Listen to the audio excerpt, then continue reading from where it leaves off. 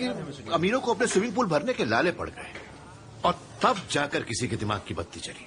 किसी बच्चे को आइडिया आया कि वो खाली पूलों में स्केट करके ऊंची ऊंची छलांग लगा सकता है। Talk town and G boys देखिए कभी, पिक्चर है। चल कोई बात नहीं। खैर, हमारा हीरो बोर्ड पर ऐसे ऐसे करतब करने लगा जो किसी ने पहले कभी नहीं देखे थे, वो चीजें जिसे जमाना नामुमकिन समझता था। अब इस बच्चे को उस सूखे की जरूरत थी, दुनिया को उन खाली पूलों की जरूरत थी, इसलिए triple x. Neymar junior triple x सक्रिय भर्ती, जिसके कदमों पर बॉल नाचती है।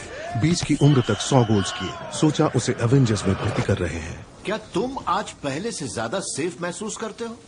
नहीं, मैं तो नहीं करता।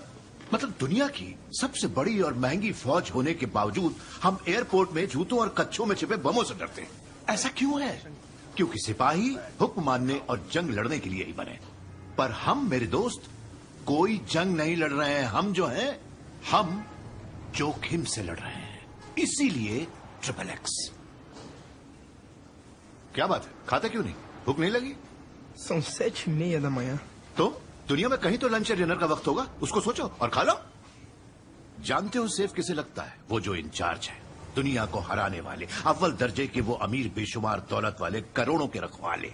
और ये सब सिर्फ इसलिए क्योंकि इन्हीं सच्चाई के बदमाश ठेकेदारों ने कहीं न कहीं शैतानों से समझौता कर लिया है। उन्होंने सुरक्षा के नाम पर आजादी बेच दी और हम आम जनता इस चक्कर में दोनों गवा बैठे। इसीलिए ट्रिपल एक्स।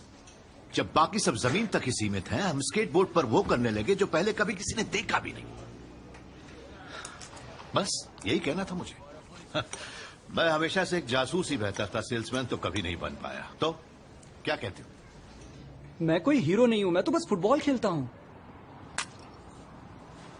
तो फिर माफ करना, तुम्हें खामखा परेशान किया। लगता है मैंने खाना कुछ ज्यादा ही ले लिया, मुफ्त का था ना।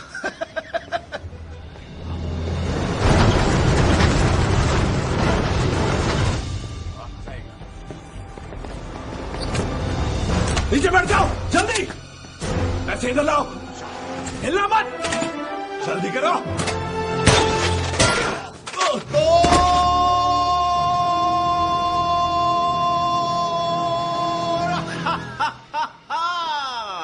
और तुम कहते हो तुम हीरो नहीं हो? यार तुम तो एकदम फेंको निकले। तुम ही वो हीरो हो जिसकी दुनिया को जरूरत है। और आखिर में बात उसी सवाल पर अटक जाती है जो पिछले 20 सालों से हर इतवार मैं अपनी बीवी से पूछता आया हूं। तुम इस कीमती मौके का फायदा नहीं उठाओगी?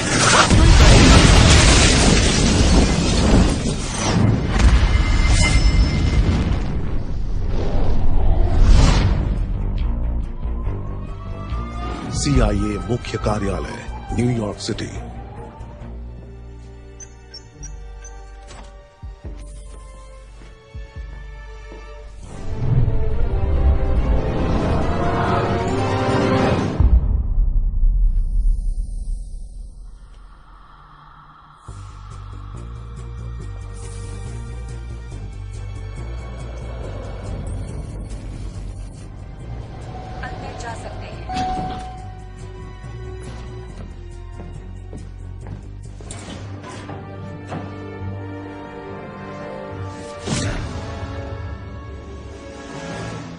ठीक है, बैठ जाइए। जेंटलमैन, ये रही वो डिवाइस जिसने सैटेलाइट गिराई थी और गिबन्स को मार डाला।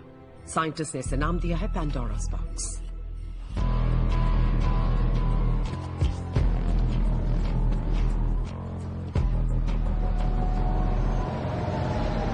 मेरी टीम को पता चला कि सैटेलाइट का आखिरी सिग्नल मायामी से आया था। रिट्ज कार्ल्टन के पेंट हाउस में किसी बिगड़े नवाब ने सोचा कि दुनिया को वो ब्लैकमेल कर सकता है। 3 धमाके हुए, 2 गोलियां चली और एक लाश गिरने के बाद हमने डिवाइस अपने कब्जे में। हमें 100 से भी ज्यादा डिवाइस लगाने होंगे ताकि कोई पागल लैपटॉप की मदद से सैटेलाइट्स का अपहरण ना कर सके। और पैंडोरा's बॉक्स उन सबको बाईपास कर सकता है। बस एक बटन दबाने पर ये छिपकर खुफिया जानकारी ले सकता है, मिलिट्री सॉफ्टवेयर बिगाड़ सकता है, गलत जानकारी भेज सकता है या किसी परमाणु मिसाइल की तरह बड़ी आसानी से आसमान से सैटेलाइट गिरा सकता है। आप में से कोई इसके पीछे है। और मैं तब तक यहां से नहीं जाऊंगी जब तक मैं पता न लगा लूं।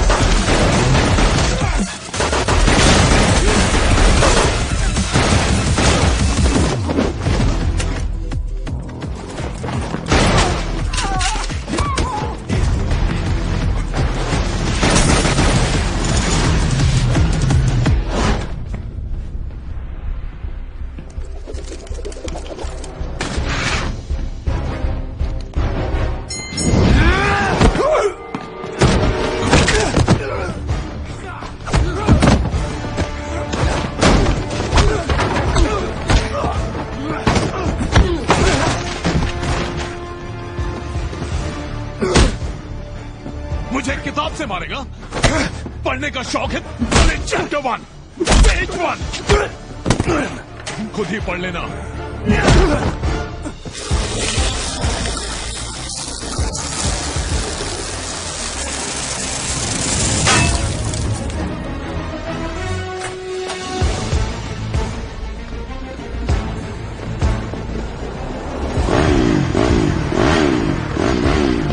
तुम लेट हो। बिल्कुल टाइम पे आ गया बॉस।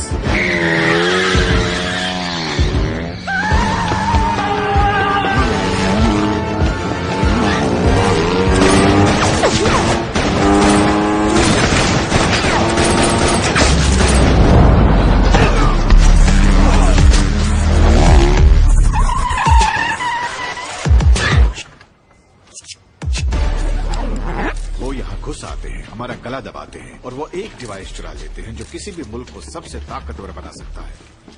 तो अब वो हमें वापस कैसे मिलेगा? इन कमीनों ने अच्छों को ऐसे निपटा दिया जैसे कि वो मिट्टी के खिलौने। हमें कोई ऐसा चाहिए जो उनकी तरह चाल चल सके, उनकी तरह लड़ सके, कोई ऐसा जो बवंडर में से ऐसे निकल आए जैसे कि वो हवा का प्यारा सा झोंका।